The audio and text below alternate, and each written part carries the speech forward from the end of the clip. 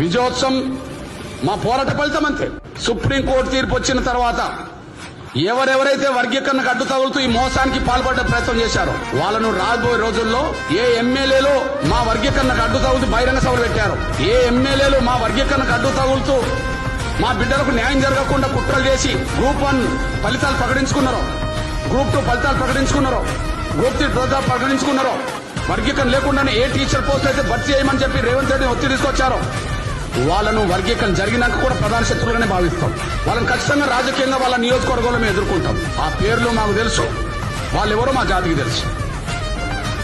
వాళ్ళు ఎక్కడి నుంచి పోటీ చేసినా, ఇప్పుడు పోటీ చేసి గెలిచిన కానీ పోటీ చేసినా వాళ్ళు రాజకీయ మూల్యం చెల్లించుకునే విధంగానే మా పోరాటాన్ని, మా ప్రయత్నాలు మేము కొనసాగిస్తాం. వాళ్ళని వదిలిపెట్టామనే విషయం కూడా ఇప్పుడు కాదు, భవిష్యత్తులో కూడా వాళ్ళను తెలంగాణలో వదిలిపెట్టామనే విషయాన్ని మేము గుర్తు చేసుకుంటూ